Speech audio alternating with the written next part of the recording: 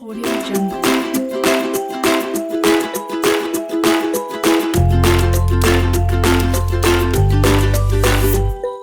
Cet atelier sur le portrait, en fait ça vient d'une idée que j'avais eue il y a plus d'une dizaine d'années, d'essayer de regrouper différents domaines qui m'étaient chers. Le cœur un peu de tout ce que j'avais fait moi avant, et donc comme j'ai fait des études de musique et des études de graphisme, j'avais envie de mélanger ces deux choses-là, et ensuite comme je suis parti dans le théâtre, comme on a créé la compagnie en 2002, quand on a commencé à avoir une activité de comédien, j'ai essayé de retrouver un domaine où on pouvait mélanger les trois. En fait, mon but c'était vraiment de montrer aux enfants qu'il n'y avait pas de clivage entre les domaines, et que finalement la problématique qu'on avait en graphisme, on avait la même en musique, on avait la même dans le geste, on avait la même dans le théâtre.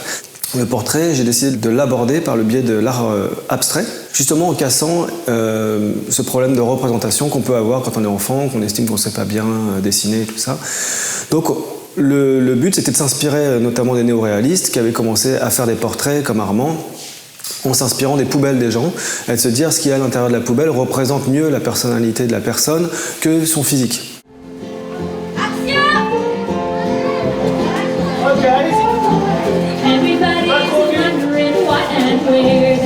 On écrit des personnages avec les enfants et on s'intéresse à leur personnalité.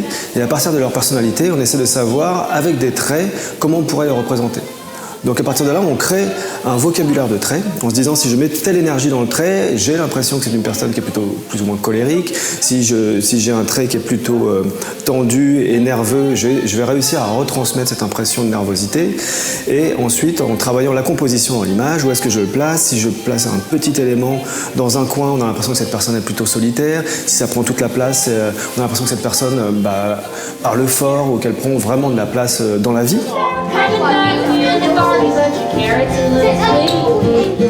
La musique est un vecteur d'énergie, c'est-à-dire qu'on s'inspire de la musique pour qu'elle nous donne un rythme de peinture, ça guide leur geste, afin que le geste soit le plus instantané, le plus spontané et le plus proche de ce qu'on a envie de faire. Et ensuite, on mélange ça avec le théâtre, à savoir essayer de reproduire une démarche, créer une image mentale du personnage, comment il marcherait, comment il se déplacerait. Vous pouvez le faire énorme, votre sandwich, comme on en parlait hier, la Flavien. Le plus énorme que tu veux, quoi. Et mon rôle aujourd'hui, c'est d'apprendre un vocabulaire de jeu aux enfants via des petits jeux, des exercices, apprendre à être méchant, apprendre à avoir peur, apprendre à être heureux, les tenues du corps. Oh, il est 6 heures. Encore une belle journée. À l'origine, on devait faire une restitution devant d'autres classes, devant les parents, le dernier jour du coup de l'action. Malheureusement, on ne peut plus accueillir de public provisoirement. Donc avec François, on a réfléchi à l'idée de le filmer. Donc du coup, ça demande un travail légèrement différent où là, je me transforme un petit peu en réalisateur. C'est qu'on pense plus la création des scènes par des plans. À ça, on a eu une petite idée rajoutée au projet, c'est de les prendre en photo. On leur a demandé comment ils pouvaient se définir, se qualifier dans la vie, s'ils se sentaient plutôt heureux, ou alors faire souvent du boudin, comme ils disent, ou être sportif. Et donc, du coup, on les a pris en portrait en faisant une petite mise en scène.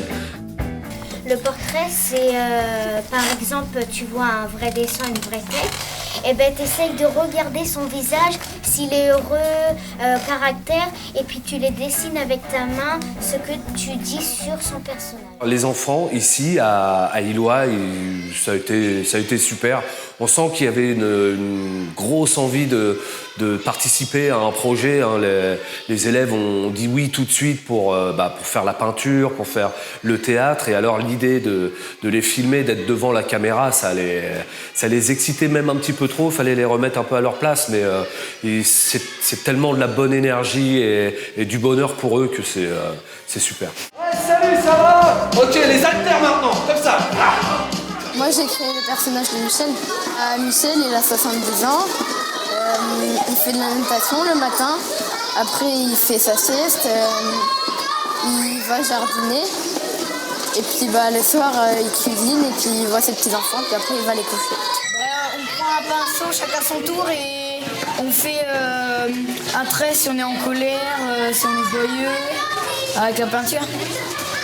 Sur le portrait, les traits plus ou moins rapides, ça peut jouer sur le caractère et tout ça. Vive le glace! Michel, il a 70 ans. Il aime jouer avec ses petits-enfants. Il aime manger. Avant d'aller à la retraite, il était agriculteur. Des fois, après la piscine, nos habits sont un peu mouillés. Et peut-être qu'on verra comme ça si on ressemble à la piscine. C'est un projet que je trouve formidable pour nos élèves. Ça leur permet de rencontrer des artistes, donc des personnes qui n'ont pas forcément l'habitude de côtoyer au quotidien. Ça leur permet d'aborder des notions qu'on aborde parfois peu en classe parce que c'est pas notre champ de compétences et on le fait certainement beaucoup moins bien en tout cas quand on essaye de le faire.